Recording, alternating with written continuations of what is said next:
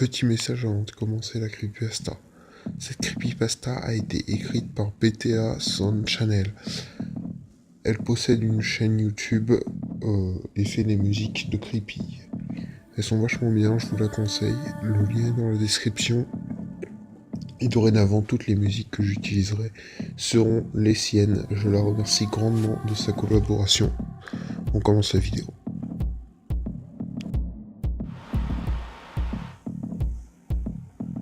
Un jeune garçon rentrait chez lui, terrifié et troublé.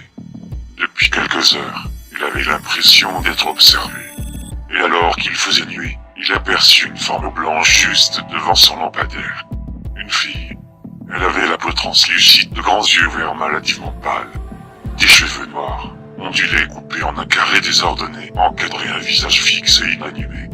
Elle portait un tissu blanc sur son corps frêle et semblait ne jamais cligner des yeux. Elle restait juste là, à le fixer sans interruption. Pris d'un frisson à cette vision d'horreur, le garçon ferma les yeux avec force, les poings serrés. Lorsqu'il les rouvrit, la forme avait disparu. Soulagé, il se dit que ce n'était que le fruit de son imagination et soupira avant de pénétrer dans sa maison. Plus tard dans la soirée, alors qu'il était assis dans son lit, le sommeil gagna le garçon. Il déposa son portable sur sa table de nuit et éteignit sa lampe de chevet. Alors que ses yeux se brouillaient par la fatigue, il crut apercevoir une nouvelle fois cette étrange forme au fond de sa chambre, éclairée par les halos de lumière de la lune. Cette même silhouette figée. Tu vas faire des mauvais rêves cette nuit. Elle n'avait pas bougé les lèvres, et pourtant, il n'avait pas rêvé. Il avait bien entendu le son de sa voix. Une voix froide et désincarnée. Les mains tremblantes, il ralluma la lumière et jeta un nouveau regard au fond de sa chambre. La forme avait disparu. Il avait sans doute une nouvelle fois halluciné.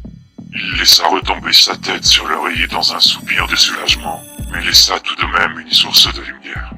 Il ferma enfin les yeux et se laissa bercer par le sommeil. Oh mon Dieu! Jamais il n'aurait dû s'endormir, jamais.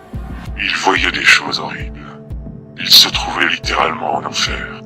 Des cages rouillées pendaient au-dessus de lui, et il pouvait clairement y voir des membres décomposés et brûlés, à vif en dépassés. Il entendait des hurlements glacer le sang, des pleurs d'enfants se mélangeant à des rires psychotiques. Les flammes brûlantes rongeaient la roche autour de lui et de nombreux cadavres avaient fusionné avec les murs. Il entendait des bruits de chaînes, mais ne savait pas d'où ils pouvaient bien venir. Des ombres défilaient devant ses yeux à une vitesse folle dans un cri strident. Son cœur se compressa, son corps se mit à trembler. Même quand il se bouchait les oreilles, il entendait tous ces hurlements, ces bruits sourds. Il rouvrit les yeux en pleine nuit, le teint pâle, suant et tremblant. Jamais il n'avait fait de cauchemar aussi horrible. Il n'avait pas réussi à fermer l'œil le reste de la nuit. Les nuits suivantes furent encore pires.